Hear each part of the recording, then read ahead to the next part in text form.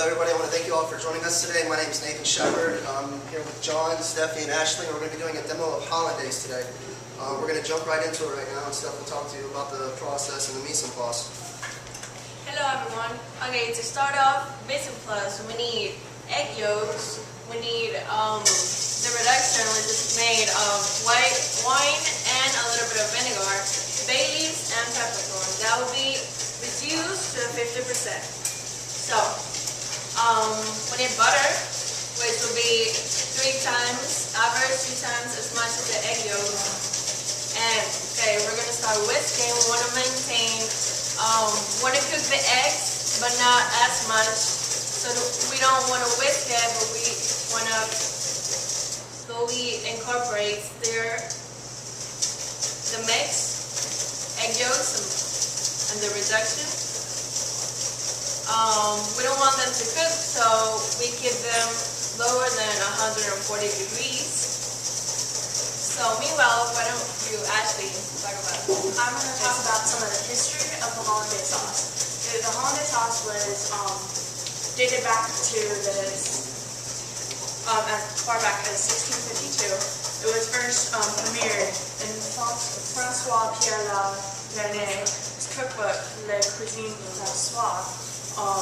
And that was one of the first actual written appearances of the Hollandaise sauce. But there's been many different evolving sauces that came from the Hollandaise. Like when it was originally produced, it didn't start off with the egg yolk mixture. That was something that would advance over time. And before they used the egg yolk mixture, they had a slightly different name for it, which was sauce isme, or isme. I'm not fully sure on the pronunciation, but that was what it was known before they started adding the eggs, which was used as a thickener. Okay. You want to lift it sometimes so you don't have scrambled eggs. You don't want to cook the eggs too much. You can see it's forming. It should be ribbony, which is not yet. We're adding butter. We're adding butter. We want to make an emulsion, so we add it very slowly, and keep stirring so it doesn't break. We don't want the Hollandaise to break. And we want to get all the sides so they don't cook faster with the mixture. There's many types of emulsion sauces. Hollandaise is one of them. It's a semi-permanent emulsion, which means there is a possibility that our sauce here can break and separate, which we are going to prevent that from happening. But if it does, there's many ways to fix it. You can easily, if it breaks, you take the broken Hollandaise sauce, get some fresh eggs, which we have prepared just in case, and then what you do is you take a fresh pan, pour the eggs in, heat them up, and start the process again. But instead of adding the reduction, you gently add the broken Hollandaise sauce, and hopefully your sauce should come out to lighter. You want to keep adding the butter very slowly. You can add salt and lemon juice also. The lemon juice, what it does is it keeps it from getting too thick. If it starts getting too thick and a little bit too much, too high of a viscosity for what the sauce is supposed to have, the lemon juice will thin it out a little bit, creating perfect viscosity. We're adding salt and a little bit of lemon juice for the nice acidic taste.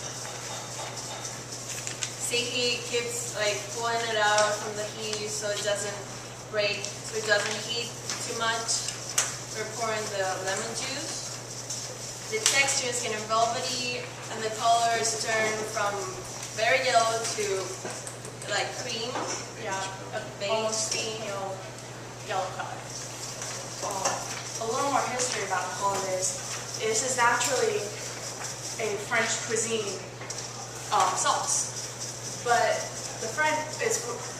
historians debate about this, why the French call it Hollandaise, which in meaning itself is from Holland or Holland style kind of sauce.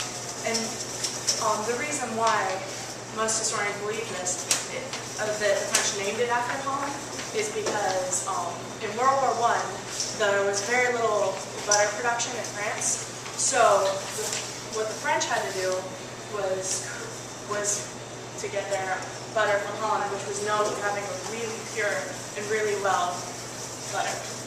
So, If you break it, which many times it can happen, all you have to do is get new egg yolks and start with the egg yolks, and instead of adding the butter, you add the broken Hollandaise sauce. Yeah. What we're going to do right now is we're going to do a demonstration on if you break it and how to resurrect it. Right before we do that though, we have some fresh blanched asparagus here. Something really good to go on with Hollandaise. other common things that is used with the Hollandaise sauce is very light dishes, like sometimes it's used prepared fish, or very common, most common is eggs Benedict. Sorry, we did not have enough time to make a full eggs Benedict for you. So you can hold it to 2 up to 3 hours, because since the eggs have to be in a temperature less than 140, they're in the danger zone. So, and you cannot reheat the sauce. You'll have to make a new one if you want it. Stephanie, give me a bowl, please. Yeah. It is a very sensitive sauce because it is kept in the temperature danger zone, which for those who don't know, it's 41 degrees to 135, and it has to be kept and maintained in that area. And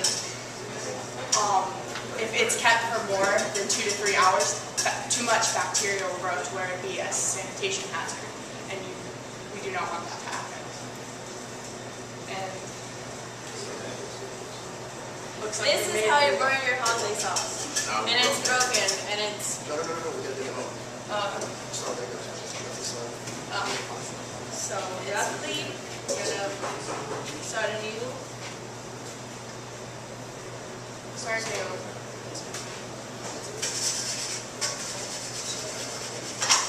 This is how it looks, all clogged and empty. You don't want to eat that. It's like a bad oatmeal or corn meal. It's ugly. That's when you leave it too much in the heat.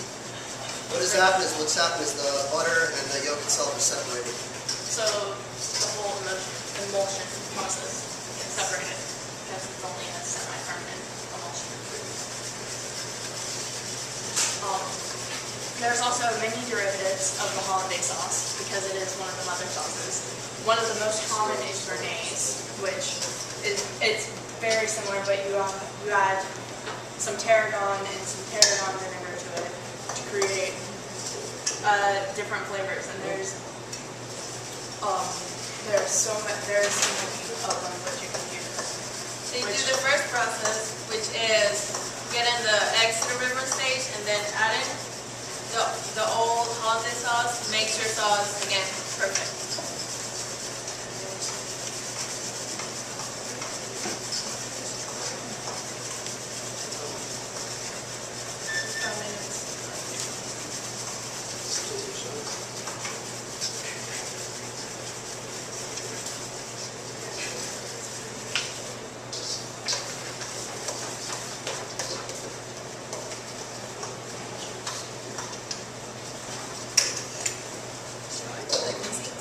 See how nice and incorporated it's getting?